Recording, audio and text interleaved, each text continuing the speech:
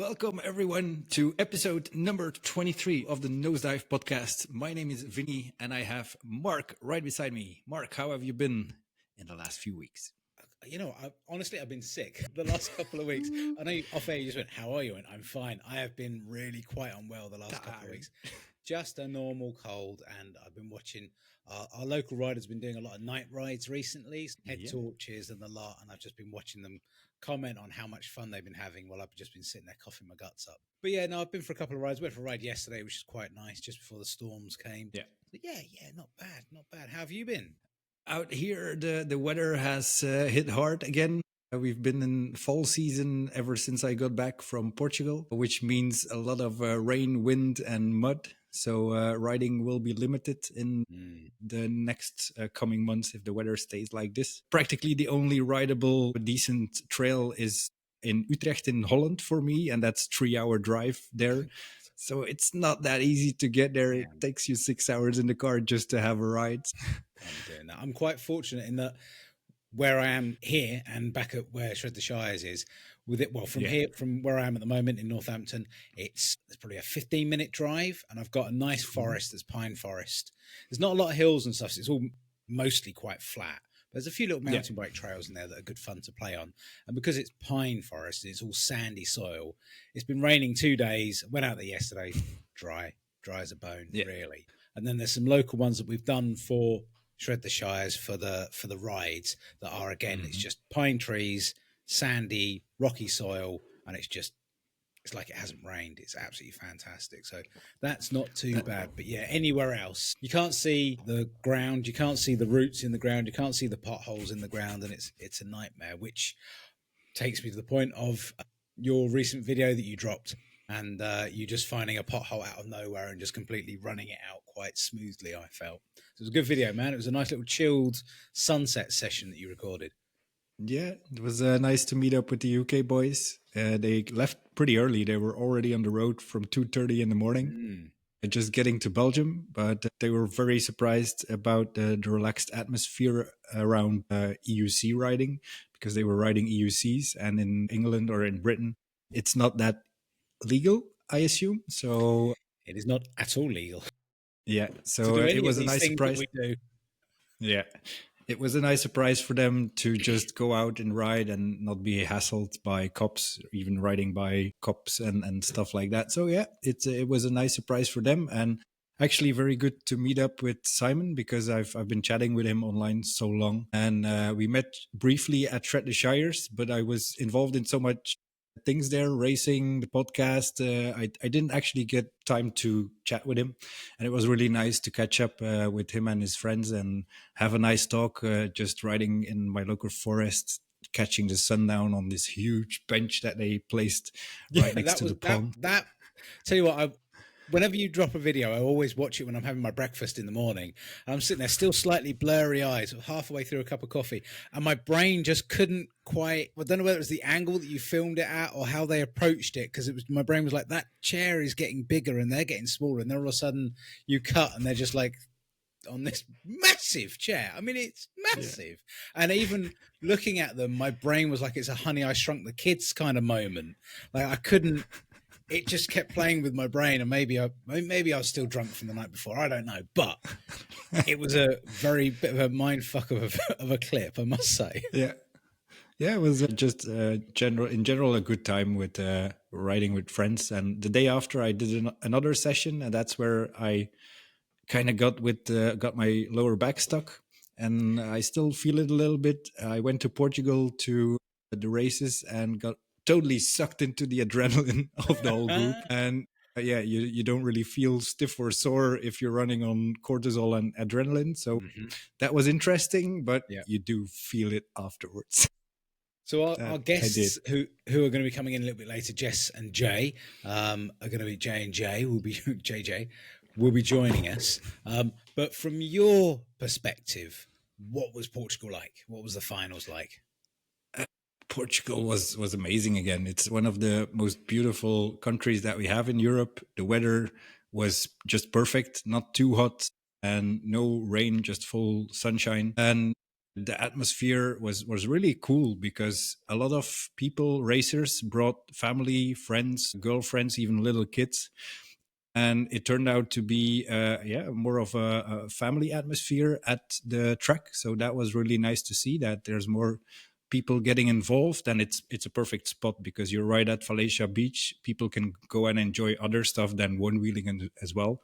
So for that, it's a really interesting location, and the crew put together a phenomenal event again. It's such a cool venue there. They upped it a little bit with some new features, which we're going to talk about later. And yeah, in general, more racers. We got 32 finalists. We got the wildcard races. That was an addition this year as well. And all the other stuff that we know from Fabio, like the Infinity Race, Apocalypse Race. Yeah, there's lots of stuff to do once you're there, and it's all packed into this compact thing in the weekend. We even did a small freestyle session. There's group rides going on, people taking on own initiatives, quizzes from the Shires team. So really, yeah, awesome. Half and half there on that quiz. I hope it wasn't too painful. I hope the music round and the mashed up faces round wasn't too painful for people to have to tolerate. But that was my little part of that. But I know Dan and Jess did an amazing job of putting it together with Nick at the helm. I hope you guys enjoyed it. It seemed like it went down well. Yeah, it was really a cool vibe there. And then Lars treated us with like the most hilarious show after the quiz. I don't know what it was, but it was phenomenal. Of anything, I am disappointed that I missed Lars's Orange Man Balloon show. I'm sure it's got a name. I'm sure he's got a name for it, and he's probably screaming at it now in some sort of Danish wording. But it'll be Orange Man Balloon Show or something silly like that. Yeah. It was a disappointment when I saw the clip of that, and then because I'm in the chat, which I had to mute because it was getting really like, oh god, I'm there on like EasyJet and Ryanair going, could I fly in and out in a day? And then I saw Lars's little balloon show, and I was like, for those that don't know, you would have seen Lars. Lars has been on the podcast a number of times. Just Google Lars, and there are clips of him in his pants and his bright orange balloon man and bright orange balloon. But yeah, excellent. The people in the other people in the restaurant and around in the other restaurants must have been very confused as to what was going on. Yeah, it's always quite the vibe there at Fabio's father's restaurant. A lot of people end up there to finish the night. There's always late night dinners going on, and like, yeah, there's at least 20 people, one-wheelers all together. And sometimes it grows out to 60, 80. We had a massive table again. So yeah, it's cool to see that everybody gathers in such places, and a lot of things sprout from that, just as this podcast. So it was founded right there. Absolutely. It absolutely was. And you managed to keep a sensible head on then. You didn't kind of get caught up and go, well, I could do the Apocalypse or the Infinity Race or wildcard it. I don't see your name down on the rankings there. I got the question from Fabio. He was shouting my name at the start line, but I was still I wasn't geared up yet at that time, so I was still feeling some pain, and I didn't want to mess it up by just taking a spill or something. Mm-hmm. I also was on my stock FM board, so it would have been, I would have had no chance at all against that battlefield. I wisely stood and watched and made some videos. There's going to be a cool recap of the whole adventure later on. It's turning out to be a massive video of the whole weekend. I'm still putting it together, but it's so cool to relive some of those moments. I think a number of people are waiting, and I am one of them, in anticipation of you to drop a video and for Hugo to drop a video. Who he teased a little thing on his Instagram. It was yesterday, as of recording, that he was preparing and editing and. Hugo's videos are always a cinematic masterpiece of just definitely. They're soft and exciting and gentle and very French all at the same time, and I bloody love watching. So I'm quite excited to see one of his videos for Portugal and your documentary style as well. It should be it's always cool to see it from different angles. There's been a lot of clips out there already from some of the wicked stuff. You've probably already seen some clips on Instagram, especially of the European trail rider. Fabio really picked some nasty lines in the backcountry of the town, and it was wicked. The first downhill we saw, we were like, nobody's gonna do that. And after like a couple of minutes, bam, bam, bam, and people were riding away from that. So, wow. I just want to throw in here now and give a big shout to Kate Paxton for going down and doing that, because I know that her husband James said, "Don't do that." At which point, it probably only fueled Kate on to go and do that, and to watch her and to pretend. I'm pretty sure I can hear her cheering. I don't know who filmed it. I think it was Gerard or James Pitcher. I'm pretty sure I can hear Kate cheering at the bottom of the track, and it's just everybody's kind of. It's when you watch that, everyone is watching and waiting, and everyone's like, "Hang on a minute! Oh, hang on a minute!" It's like, "Whoa!" Yeah, and it was just so good to watch. And I'm stood there watching it, and then I watched the other clips of people's just, and that's how you tell it's steep, by the speed of the board rolling down. I'm thinking, not a chance, mate. I wouldn't even walk down it. I don't ride down that. Jesus. Yeah. And she was on a future motion board as well. Other people were on Vesks, which are sometimes tunable, easier tunable, I think, for those kind of conditions. So really massive respect for bombing that downhill and riding it out and keeping it alive, because the terrain was nasty. I mean, I've ridden with Kate loads, and there've been bits where we've gone into the local forests that we go into, and we've all gone, no, I won't do that. And then when there's sort of a bunch of you, and the kids, the Groms race down there first, you little bastards, and then everybody, but every time we've always gone and done it, and it's just that little bit of practice. But to watch her go down that, and then do the other ones where you've got the jumps and stuff and the big drops and things, and to go for those, it's insane. But we're getting carried away, and our guests have both entered into the lobby. I'm going to have to mute out the fireworks that are now going off outside my house, which is great. And let's let everybody in. Let's see who we got today. Our guests, as I see Jay has just messaged me, probably saying, what the hell's going on? Why aren't you letting me in? There he is. Hello. Good evening, everybody. Hello. Hi. How are we all? We are good. Feeling good. Glad to hear you. We've just we were getting a little bit, I wasn't even there, and I was getting carried away talking about Portugal. So you guys both ended up waiting in the waiting room at exactly the right time for us to bring you in. So welcome to you both. I've been there half an hour. I know Portuguese time might be still a thing, but half an hour, my ass. Come on, Mark. You messaged me half an hour ago saying you were going to be here. Amazing. But our two European men's and ladies champion, Jay Kenward and Jess Jones. Welcome to you both. Congratulations. Thank you very much. Thanks for having us. Definitely. Pleasure. No, it's good to have you here. It is good to have you here. And of course, Vinie got to see you guys win in live nice, and direct, sunny, warm Portugal. That's so good. The men's race was a bit crazy to watch. It was a bit hectic, but before we dive into that, maybe for the people who might not know you, although I think that it's very few, maybe a short introduction would be in place.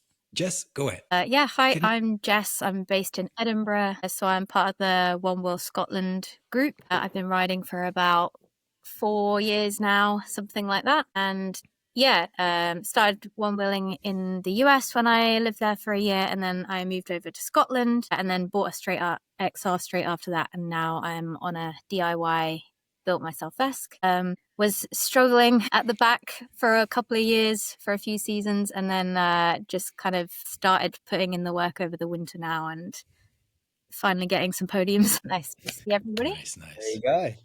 Progression was off. We will get back to the whole progression stuff, because we always mention how all the ladies have progressed, but you have progressed amazingly well. But Jay, whoever you are, introduce yourself for the third time on the podcast, I think. Hello, my name is Jay Kenward. I am a two-time European champion for 2024 to 2025. I am on a also DIY Vesk. I was going to say one-wheel Vesk, but that would confuse the hell out of a lot of people. So I won't say that. How I first started out was when I was little, first saw it as an advert. And from then I just said to mum and dad, I'm going to save up for this. And just like keep progressing, saving up for it. 2 years went by. Then they saw how much money I saved up for it. Then they offered me to pay for the other half, and I was like, oh wow! And then as long as I work it off, so I agreed. Paid off another 2 to 3 years later because I wasn't working; I was riding. It shows. So then that, and then then the first event popped up, which well, not literally the first, but the one I first saw for me. And then I was like, sod it. And that event was called Float the Highlands, and a podium there, and people were wondering like where I come from or whatever. And then basically the rest was history. And then I went all around America. I was America's first ever international podium ever recorded. Yeah, man, it's an up and coming sport that's gonna eventually blow up, and I'll be there waiting. You're helping blowing it up, so wow! Thank you for your service. Exactly. And I'm glad you threw in the 2 time because I crossed it out. Thanks very much. You crossed out my little 2. I'm going to check that you were going to say it. No, absolutely fantastic. And so, I guess both of you were at Portugal last year as well, and for those, there weren't many of us there, sadly. Jess, what was your first impression of the setup at Portugal compared to last year? I quite liked it because it was like the same familiar course, but the kind of lines in the track was very different. So it was quite nice because you already had it in your mind kind of where you were going to go, and then it was a completely different route. So that was really nice. And when I first saw the gap, I was a bit not sure. Then I saw Dan do it. There's a gap? Yeah, just a little, like a tiny one. Yeah, just a little. Yeah, so I saw Dan do it, and then he did it on my board. So I was like, well, now I have to do it because he's done it on my board. And he also did it without hooks or anything. So I was like, okay, I will give it a go. And I landed it first time. And then in the semifinals and the finals, I was just having a bad time and like completely like, I was just didn't do so well. So I don't really know what happened there. Probably like in my head with the crowd. That's what happened. Just in case. Yeah, it was okay. I had some time. You came off, you hit your head. Just to remind you there that you won. No matter what happened, you still won. But yeah, there was the gap, and we'll talk a little bit more about that because I saw it kind of progress over a few days there. Jay, what about yourself? What was the biggest changes? Well, as we all know, the gap, that was 100% a massive and definitely a significant change from last year. Did it put stress on riders? Definitely. And is it progressing? 100%. That's one thing I like to see in the European finals. In fact, any race in general is just just adding small, well, if not at a massive jump, small things to improve the riders all around Europe at specific events. So yeah, no, that definitely was a significant change. I don't know if the track was longer. Was it longer or a little bit? A little bit. A little bit longer, yeah. So having that a little bit longer gives it more of a race to watch and for people to embrace it more. So that definitely has more of an effect and something that is really good for the viewers, obviously, and the public if they show up and let's see, oh, what's these like cool little Segway things or whatever. So yeah, no, I absolutely loved it. There wasn't a single negative thought going in my head on like can't do this or anything, and seeing everyone smiling, happy, sun out, everyone's racing and everyone's just having a blast basically. So yeah, no, it was really good. Definitely do it again. Yeah, there was lots of teasing from Fabio and Dan running the social media as to what they were building and stuff like that. And I think they did very well because you can get a bit excited in these things to go, oh, look what we're doing here. Build up. The build up of excitement and stuff was very well managed and very well handled. And I think as soon as the clips of the gap came out, everyone was like, what is that? And it never, I'm sure even now, I'm trying really hard to go, it was clearly very big. But even on the video, it never seems as big as it was. When you first walked up to it, Jess, before Dan showed off of his construction skills, what did you think? Did you think, I'll get it eventually? Or did you just think, nah, where's the chicken line? The chicken line. I was determined to do it because I knew how big it was. which is like about 7 foot. And when you go up across the side, because of the angle, it looks a lot like narrower. And then you go up the ramp and you're like, oh my God, this is massive.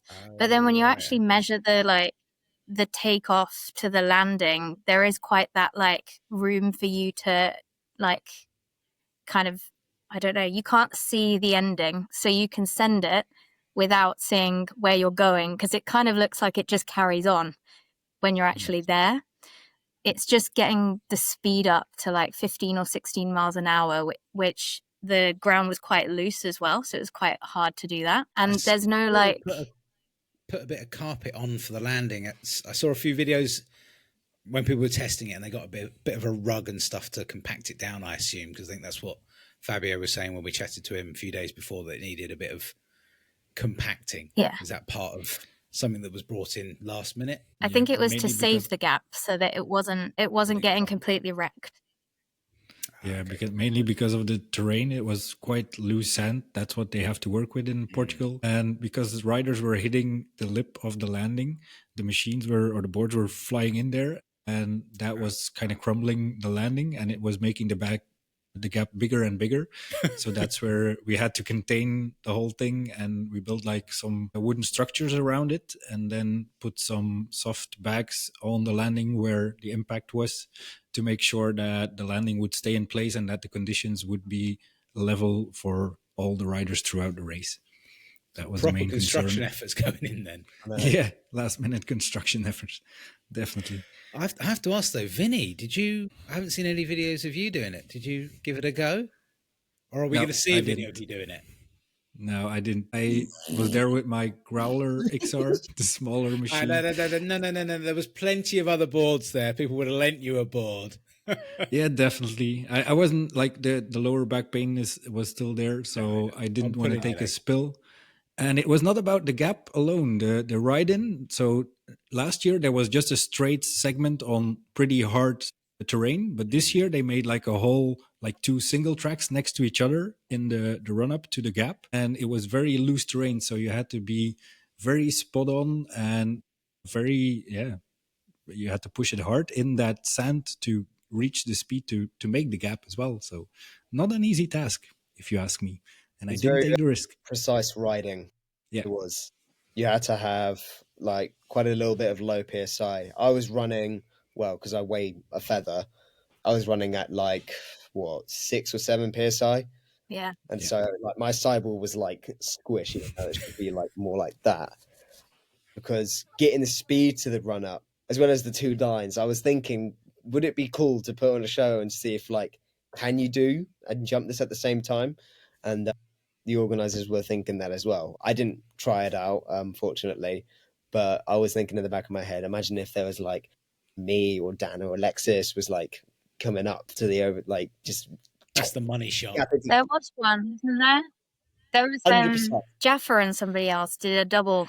Florent and Jaffa. Oh, they did? Yeah. Florent and Jaffa, the Belgian dudes. They did like they were in the single tracks at the same time, riding next to each other, and they both managed to, like with a meter in between, managed to jump it. They ride it out, and then after a while in this loose sand, they lost it and they both fell, but they took the jump together. That's the main thing. That's the main part. That's it. Yeah. No, that's awesome. I want to keep us on track. Before I want to talk about the men's and ladies races, but this year had the first Groms Championship final, and there were 8 Groms that took part, which is absolutely fantastic. Jay, you know the guys very well, the Dorking dickheads, really branding issues Mate, all over the place. That word came out of your mouth on this podcast makes me smile so great.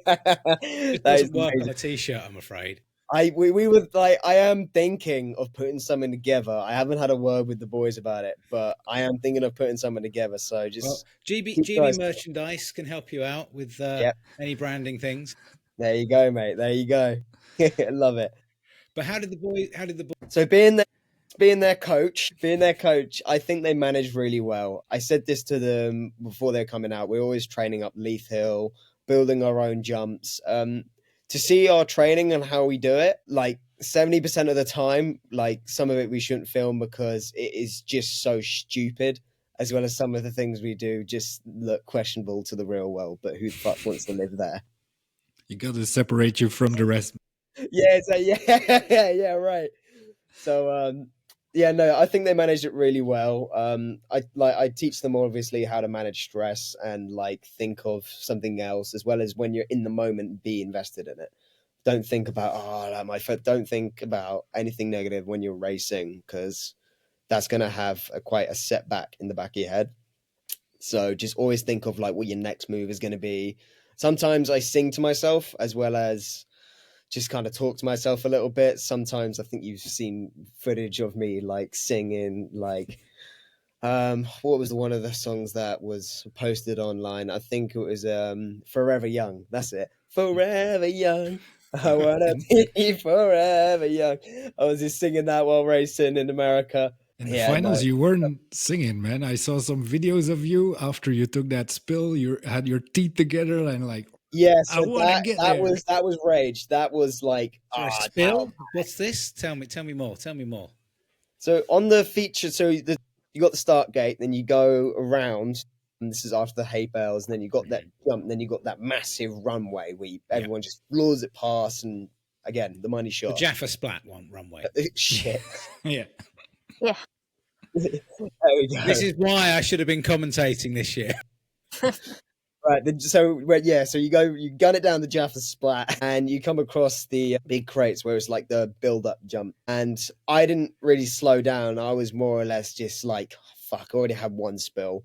And then I flew off my board at least like 2 or 3 feet. And I was like, right, that's it. I was just kind of really, really annoyed at that part, and try to get back on my board. A few people call me the leapfrog from some of the videos from where I just like hop to one bit. But just keeping, if you ever fall, and I think it was good for the boys to watch that, because no matter what, you can always make a recovery. So it gives them that little spark. And yeah, I hope it does for them, and they succeed in races too. I mean, they did well. I mean, you've got, well, all 4 of your lads were in the final. There you go. With obviously Henry Bisping coming in first there. Now he's 15 now, isn't he? So they don't look it, or like, I mean, yeah, they behave like it. He doesn't look 15. He looks 25. He's about right, 6 exactly. foot 10. I mean, they all look way older than they should. So it's quite funny. It's how you grom. My question to you then, Jay, as his coach, and he'll be racing against you next year, which will be interesting. Yep. Because looking at your time and his times, I mean, your fastest lap was 5 minutes 5 seconds, and Henry's got just under 6 minutes there. But is he going to get quicker? Not if I've got something to say about it. Yeah, that's it. Yeah, a master never reveals all of his tricks. Absolutely. I mean, the we'll get to the times and stuff like that, but just for the Groms there, I'm looking at the times here. You've got Henry at 5:57, and then Indiana is 5 seconds, just 4 or 5 seconds behind, coming in second place there. That's wild. Yeah, I know. I always, fast. For me, I will document it, if not like get it on a video and put it on a story or something. But some of the videos of where like we built in a 12 and 11 foot gap quite a while back. I think it was before Send It, sorry, I'm not entirely sure. But it was where me and Zach's little brother, Indy, hit this jump 3 foot. So we gapped it 3 foot, and like Henry, Zach tried to give it a go. Zach gave it a go. I love Zach because he is like high risk, no reward, but what's the word for it? It's completely uncalculated risk. He doesn't give a shit. It was just like, oh, let's find out. Bang. Just like on his face. Henry is more cautious. So he'll look at it and he'll overthink it a bit, and he might need a bit of persuasion to do it, but eventually he'll do it and he'll be like, yeah, what are you worrying about? And I absolutely love that. They all have their own unique traits. Which is, for me, is like we're all playing by our strengths here, and eventually we all have a great time, and we all basically push each other. And it's just like if they see me do it, or if I see them do it, I'm like, oh right, that's it. We all got to do it as a team, sort of thing. Moving on to look at the ladies' races, Jess? Again, were there more ladies this year, I think, racing?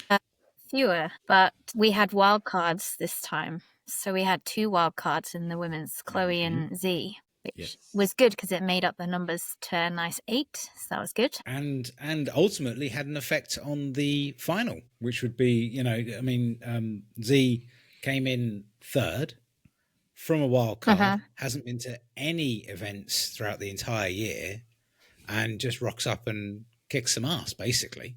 She hadn't been riding either. She was in London and had been like taking it easy doing her studies and stuff. So she was like, I'm coming in completely rusty, and then got 3rd. So, I mean, but she's fast. If she goes on a straight, she's just like straight off. So, yeah. She definitely. I remember seeing her ride last year, and she was just quick, just insanely quick. Really good. Yeah. The women really stepped up this year. Didn't she take a podium 2 years ago as well? Ooh. Or there was not an EOL race the first yet. one. Yeah, I think so. Yeah, so she was not she did, new to the podium, but I remember the podium picture back in the day. I wasn't there in Portugal, but I still remember the pictures. Nice. She's got a taste for it and just keeps on coming back. That's it. Yeah. It's the way to be. That's the best. So, Jess, can we move to yourself and your progression? So you said that you started riding back of the pack. I wouldn't say back of the pack. Everyone has progressed at a very good, steady level. All of the ladies across Europe have just come out and raced and gone for it. What did you do over the winter to make you finish the final 30 seconds ahead of the person that came in second place? What was the training that you were doing? I think we push each other in Scotland a lot. Especially like Nico and James and I have been riding with each other, but we started using like the mountain bike trail near us, and we set up a load of Hermes segments, and then we got naturally competitive against each other, but we all have different things that we do. So somebody's like less scared of a feature and will try it. James likes going on random side quests, and then like I'll kind of be more like speedy on the downhill with lots of like berms. So we kind of push each other to up our game in different areas, which is good. And then thankfully, I went over to Dan in Portugal for like 2 months, and we were like watching videos of people racing in the US. And then we made like Hermes segments, changed the tune on our boards, see how it changed our time. Dan was like video calling me in my headphones, and then would follow behind me and be like, take the line on the right, move your arms over here. And we were watching all the stances and stuff, and we're just like moving around. So it was like proper race camp, I think. And Portugal is perfect for that, especially January, February. So yeah, it was quite a lot of dedication. It was a lot of riding, but yeah. That sounds cool. I like the approach. It's a perfect environment also to get coached, and to, especially because it's such a challenging terrain, it really pushes your limits. So good move. And that is effectively what you do in coaching when you're doing something like motorsports or something like that. There's always somebody in a headset telling you, do this, take this corner, do this extra little bit there. So that's a very nice added technical aspect to, rather than just going, how did you feel, isn't it? It's just like it's like pit stop crew. Yeah. Pit crew. Ultimate racing. That's awesome. I had Coach Fabio and Dan, and I guess the Dorking Dickheads had Coach Jay. So it does help having that like help. Absolutely. Yeah, definitely. Yeah, just like guidance and just like finding a way, or just like a little bit of like a heads up for like what's coming up. No, definitely. No, I hear what you're saying about the Ride Hermes segments as well, because Nick Oppie had done a load of Ride Hermes segments along with Clint in the UK for this year. And even two weeks ago, when I went out on my newly upgraded, no longer Fem board, I won't say it's Vesk, but I'll say I bloody love Vesk because it's got my board up and running again. But because we had a nice long mile straight through the forest, we were coming back the opposite way, and my kids both turned around to me and went, can we do the mile track? I went, it's not on the Ride Hermes, it's not part of anyone, but can we do it anyway? I'm like, fuck's sake. Like, we rode through it, and we passed like 6 people walking dogs, and we're like, not today, boys, not today, bad idea, really bad idea. But it's the Ride Hermes elements because you can go and have a look and go, I've shaved 2 seconds off, 3 seconds off, 13 seconds off, whatever, really does push you. Just being able to time that, having that element, rather than just doing a stopwatch on your phone or something, that does really help. So these segments are great to use for training. So well done for you guys for using that. Very, very impressive. I also did some of Jay's advice from the last podcast episode that he was in, I think, which was the very first one of the Nosedive podcast, where he was saying he was going to fields and practicing his starts and then literally going until he was nosediving. So I was lowering my motor current to like XR level, going and nosediving until I could work out where the nose was stopping, and then upping the motor current again to try and see where my limit was on the desk. Which is, it's just muscle memory, really. It's just like you want to make sure that. I mean, I'm still shit at landing. Falling flat, like perfect example when on the second fall I had in the finals. Like sometimes you can't predict it, but it's always like if you nosedive, like I probably shouldn't say this, but last weekend I was on my dad's XRC and I was seeing what kind of speed I can push out of it because it was free spinning at 34, and I'm like. So I end up, I'm not wearing any pads or anything, and I'm with the boys. This is terrible advice. Never fucking do this. So I just gun it, and I'm doing about 29.8, 20. I'm nearly getting 30, and the board just goes bam, nose dive on me, and then I pull back, and I just like tail scrape the whole way. Just like I did like a 2 or 3 second nose drag, and then just pull back. I'm like shit, and all the boys is like, you just nose dive. I was like, yep, I just nosedived, and now I'm on the Nosedive podcast. So that could have been a very different conversation we'd be having. Yeah. I'd have half a face next time you see it. For the people who want to get a view or an impression of how Jay starts, you should check out the pictures of, is it Flow Electric, or how is the dude called? Electric Flow. Don't know. I haven't got many photos but there's a few photos of the start, and you can actually see everybody starting next to each other. And Jay, your nose is about this much above the ground, and in the videos you see you picking up speed, and you really got that dial down to go so low with that nose. And some instances, I don't know that. Yeah, you should check the picture. You shouldn't tell me that either. It's wicked. It's wicked how you time it. But I got one of the photos here of where they've got me, but I don't know if that's an accurate photo or not.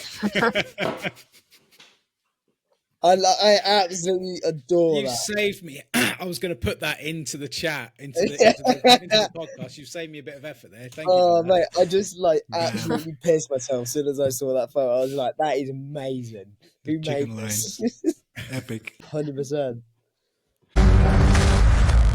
We should shout out the other ladies that podium. We got Jess in first, and then Barbara, and then Zay, as you said, and then Chan coming in 4th place, which is absolutely fantastic.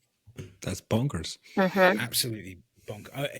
I am. It's October now. We're heading into the winter, but I am already excited to see how quick people are next year. Yeah, because everyone is progressing quicker, and I know over the winter we start talking about other aspects of it, and we'll move away from the racing conversations that we have on the podcast.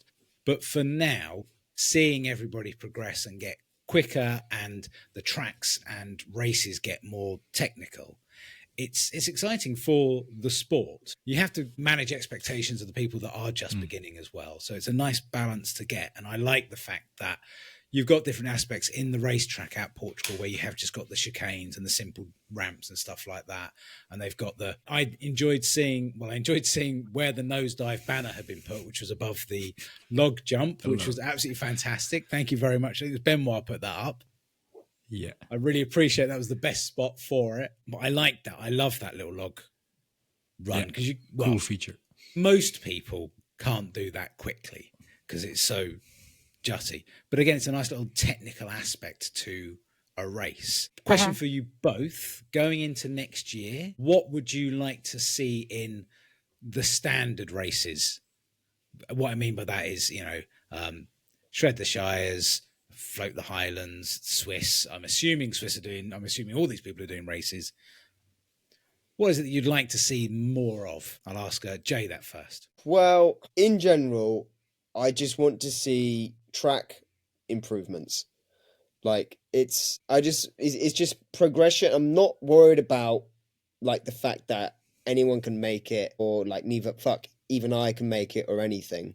It's just the fact that the better people become on the boards, then the more like it's just going to be an all-round better show to put on, as well as it looks fucking amazing, and it generally will level it up to a point where, you know, bigger companies like Monster or like Red Bull, like all those big boys out there, can actually look into the sport and think maybe we can make money from this, and then we can invest in it and see what happens. So I just want to see that, and so far they are doing that. So yeah, keep doing what you're doing. Make the tracks more gnarlier each year. Bless Fabio. I think he's always, as soon as he ended Portugal, he's just like, yeah, we're already on schedule for next week's meeting to fucking make it. I'm telling you now, and Vinie will know this as well.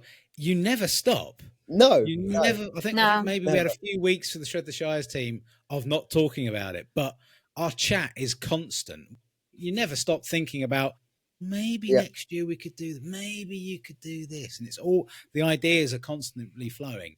100%. And we get ideas from the community as well, which is lovely. So yeah, it doesn't stop. And yeah, I can imagine Fabio was probably at the event going, oh, I really wish if we'd done it this way. Yeah. They Next year, he's got like a little to-do list. organised a tracker, him and Dan going over and planning it. And Dan was the person who was like, let's have a gap. So he should probably be banned from doing any race planning on the racetrack. He'll be like, make it bigger. No, it'll be good though. Bigger, faster, higher. That's it. Better. Bigger is better. Yeah. What about you, Jess? What would you like to see more of? I would like to see more women competing. Mm-hmm. Definitely.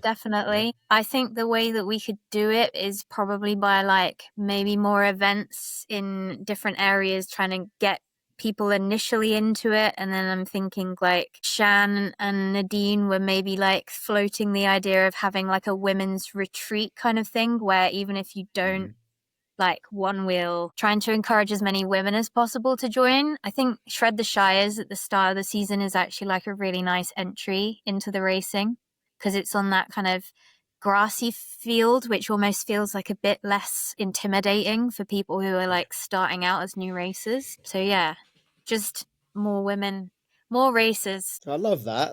The women's retreat, right? Yeah, I think they definitely should. I'm going to encourage that.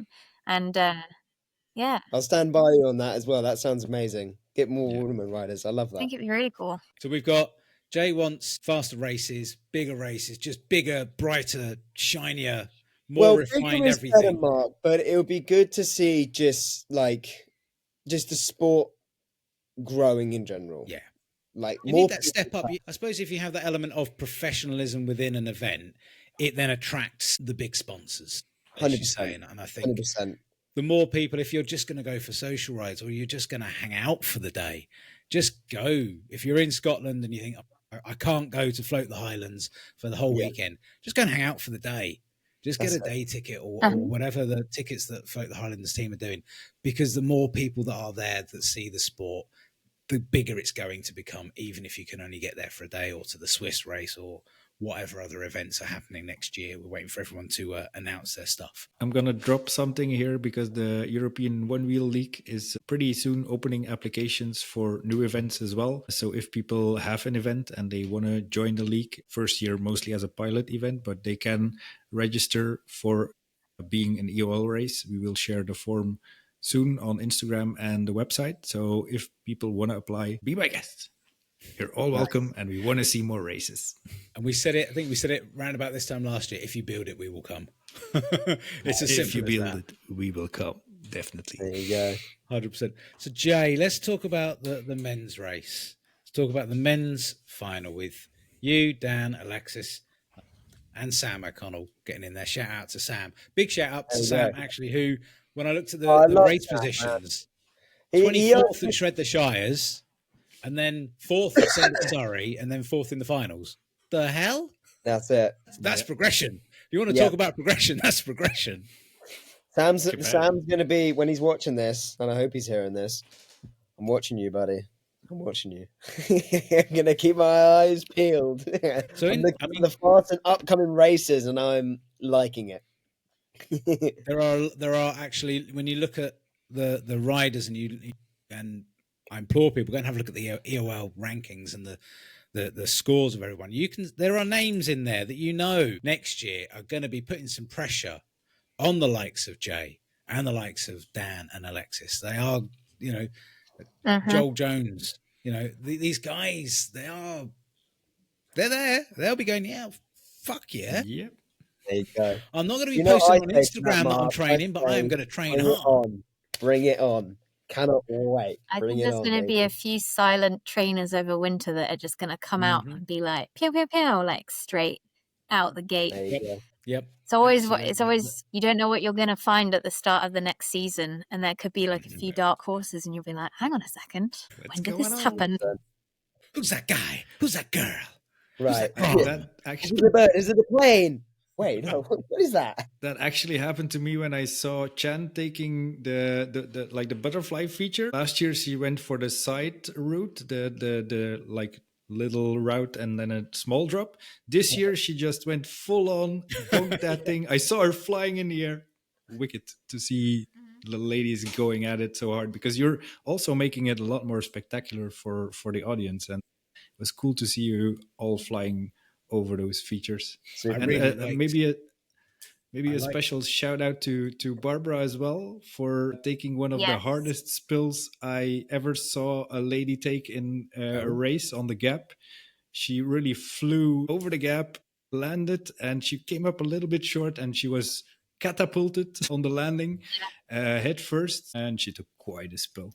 The craziest video of the whole time. And I couldn't catch her off the gate until I got till after the slingshot. And then I was like right behind her, but I've never been behind anybody before on the bonk drop. So I dropped off so hard that I dented my battery box lid. And then Dan had to like hammer it out like on the wall to like sort it out because it was like full dented from the start. Yeah. Which is crazy. But yeah, Barbara and Shan, they both came out as like dark horses from last year, because I remember Barbara at skirt, and then Shan's main goal for this race was like not to be like away from all of the other riders, and also to do that bonk drop. And then I showed her how to do it, and she did it first time and was like, okay, so what's the next one? And I was like, okay, let's go. So yeah, wicked. That's great. And Barbara took it like a champ, and she got second in the end. So respect to that as well. Tough ladies out there. 100%. But I enjoyed Champ up a very nice little comparison video of her doing the waterfall pallet drop from last year and this year, and the speed difference. So commendable to show that progression in just a year is great, because I wouldn't do that sort of shit, to be honest with you. But there you go. And just talking about the ladies, I just pulled up the times again because I've written down here, but somehow I've deleted them. But when you've got in the ladies' finals, you've got you at 7:04, Jess, and then Chan's come in at fourth at 7:47. She's only 10 seconds, just less than 10 seconds behind Zay. I mean, it's just mind blowing. That is an amazing speed. We look at the men's one, gutting. I wasn't there because 3 seconds, Jay, between you and Dan. Yeah, and then 6 seconds in your final. Yeah. Was it 3 seconds between me and Dan? Yeah, 3 seconds. Ooh. You're 5:14, he's 5:17, and then Alexis is there in an epically slow 5:23. Did Dan have any spills? Sorry? Did Dan have any spills? No, he had clean run. Way back. I was like way back. I don't know if he had a whole clean run. Yeah. Both, like all of his races, I think, it's clean. That's it. I know that Alexis took one spill in like when you go up single track, right before the single lines. First berm. After that, I saw him and he was like picking his board up and he went to the side. I was like, shit. That was loose. No, I wasn't not again, man. I was like, shit, he's down. I was like, I wasn't expecting that. I was either looking at becoming like second or third. But yeah, I saw Alexis and I was like, right, okay. People wanted a show, not to sound big-headed. That's where you see that the terrain can be very tricky on you. Yeah. One wrong move or one loss of focus, and you can dig into the sand right away.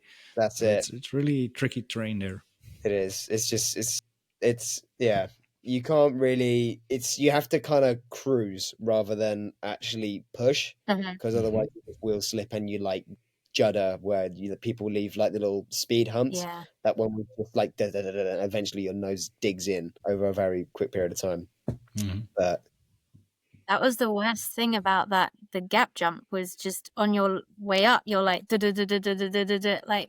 Yeah, the runway. The runway was like that. But on the after bit, it's just like I had to cruise and then gun it at the end, just coming up to it.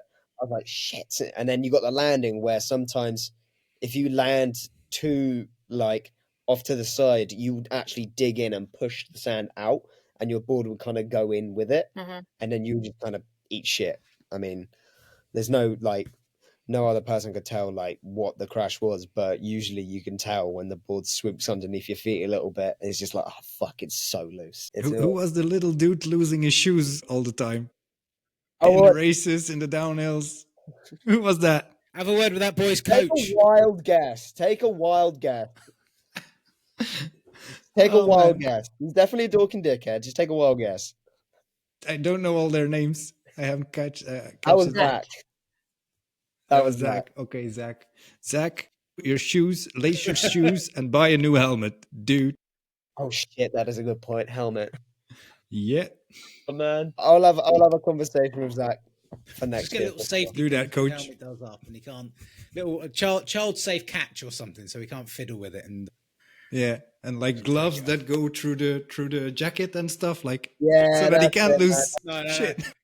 Jaffa needs those because he's always looking for his gear to put on before the start of a race. I was thinking about getting one of his tech jackets as well from Float Life. I was like, that's convenient. I was like, ooh, yeah, because then otherwise you wouldn't have to like Velcro all your pads and they'll stick together and it's like they're all dusty. I'm like, oh, fuck. Then you just got it all in one thing. I'm like, just an exoskeleton. That you just need to step in. I know, right? Yeah, is that like Iron Man? Iron Man, Mark. But Jay, your fastest lap. Do you know your fastest lap time? No. Well, you just said it a while back, didn't you? No. Your fastest lap you did in the semi-finals at 5:05. Yeah. That's insanely quick. That's the fastest lap of going through. It's like that Arctic Monkey song. No. Yeah, and we had one photo finish moment with Jaffa, and I think was it Florent or another dude, and it actually came down to 0.02 seconds in the timing, really? And like a nose length in the photo finish. It was crazy. Damn. Jesus. Comes down to which side, how precise you've got that chip on that ankle, which way out it is. I mean, Jaffa, credit to Jaffa. I've put Jaffa down here. He came 10th overall. From the fact that he started the season with his foot in a cast. Yeah. And then comes in on a wild card and comes in 10th. That's commendable. I respect that. He did some of the bounciest, smoothest landings off that gap as well. Like he made it look really easy. Bouncy landings anyway, usually, but yeah, he really got that. Got that board dialed in this year, and he got some massive flow. Jaffa is a very good rider. I still remember the first Float Italia event where we were all on XRs, and we were all just like pushing hard through like a very rough trail, and suddenly Jaffa came from behind with his size and weight, just from behind, nose up, like past everyone, and everybody was already in pushback, and Jaffa just Captain Morgan the whole crew, and I was like, this dude is fast, and he finally got that machine or that board fine-tuned to his liking. So that it's cool to see what he's gonna bring next year. Nice, man. It is going to be exciting. Guys, we are exactly on an hour. It's like my internal clock is just telling me exactly where we're up to. What are you going to be doing? And my last question here. Jess, what are you going to be focusing on for yourself over the winter?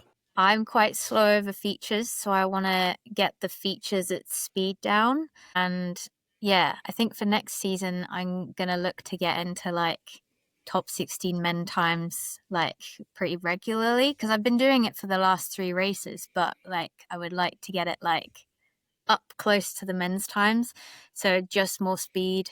And then I think I'm going to build a 30S board because I'm on a 24S 1P at the moment. So I'm building a 30S. With There a we nice go. 400. I'm going to assume that's fast and powerful because I'm going to play the idiot's card here and like a Zoomy board. More batteries. Yeah. Bigger batteries. Yeah. Bigger batteries. Bigger batteries. I don't know. Not It's the a tiny bit more most you fun. could do, but like a lot. So it's all good, yeah. Amazing. Nice. God. Yeah. Well, I think I'm going to waterproof because I think it's going to be a wet winter. Because, well, all you need to do is look out your window, really. So I feel like, yeah, I'm going to somewhat take it a little bit easy. I do want to do more technical stuff.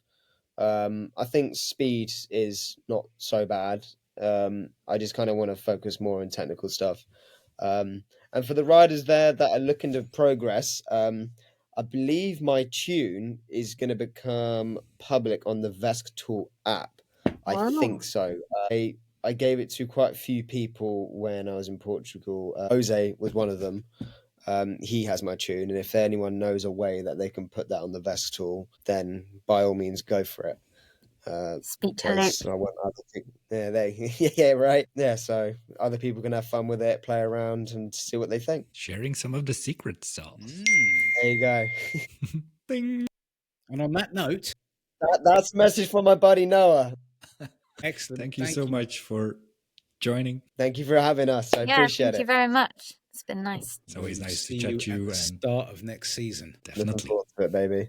Yeah, look forward to it. Let's get it. All right.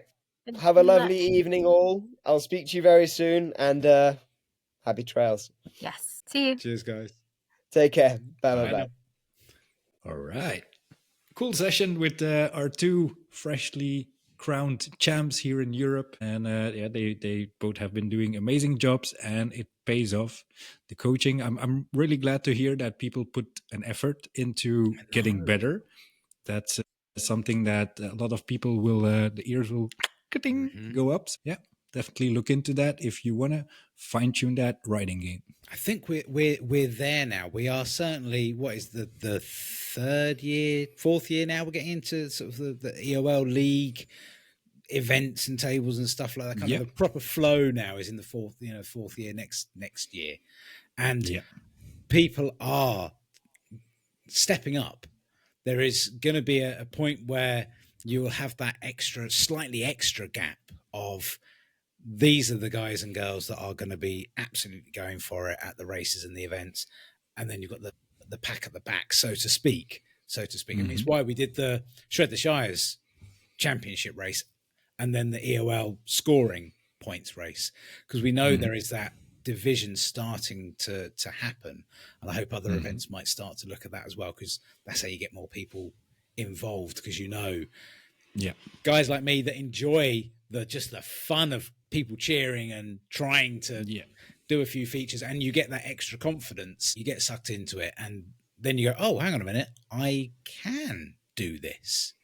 And it's just that extra little effort. So I think, as was said just a few moments ago, there's going to be a few people that aren't going to be posting on Instagram every 5 minutes that they're a bit faster, bit quicker, bought this new bit of this, that, and the other. They're just going to rock up next May or April or whenever the first event is for the season.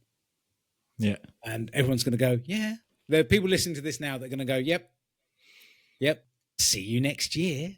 And they're going to go. Like a lot of people have decent boards with a lot of power now.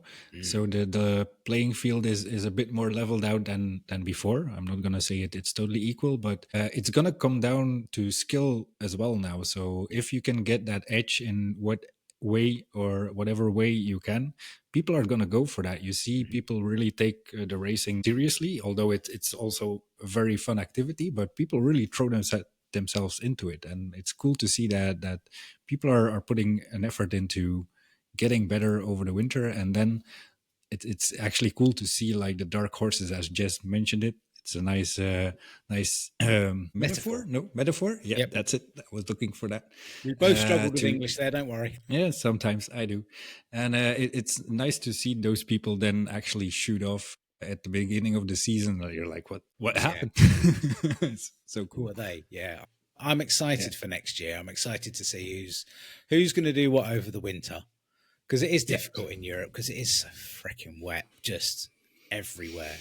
It's a challenge. But as we've said before, it doesn't take much to go to a local building estate or industrial estate, sneak a couple of pallets, stick them in the back garden or at the local wreck or wherever you ride your one wheel, and just practice dropping off of those. Just drop. Get some parts for your board to fix it, and drop again, as I've discovered.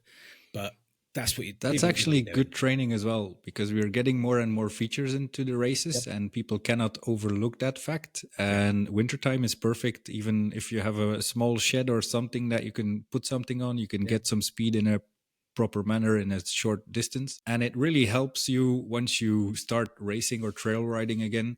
You will notice that every challenge you come by, is it a route, is it a pothole or whatever, you will be prepared by learning some tricks and learning some drops along the way.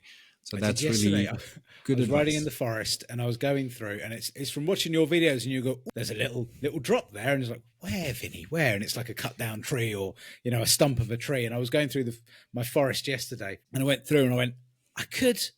No, I won't. But there was a beautiful, it's just like where the trunk has gone down and the roots have gone into the ground and it's been cut.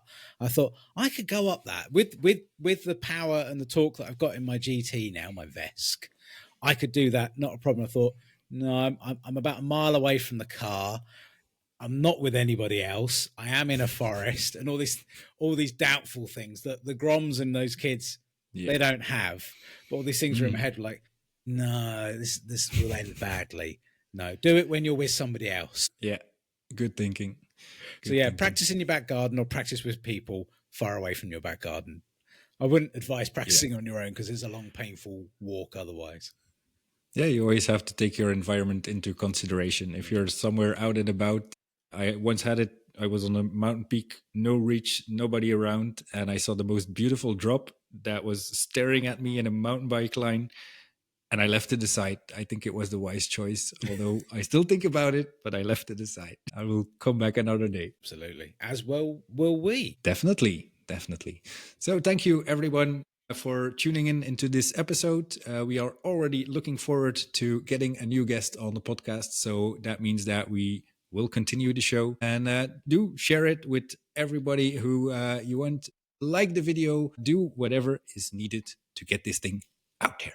Mark, take it away. Just click all the bloody buttons, please, for the love of God. I want to have videos on my advert. I want adverts on the videos like Vinie's got on his now.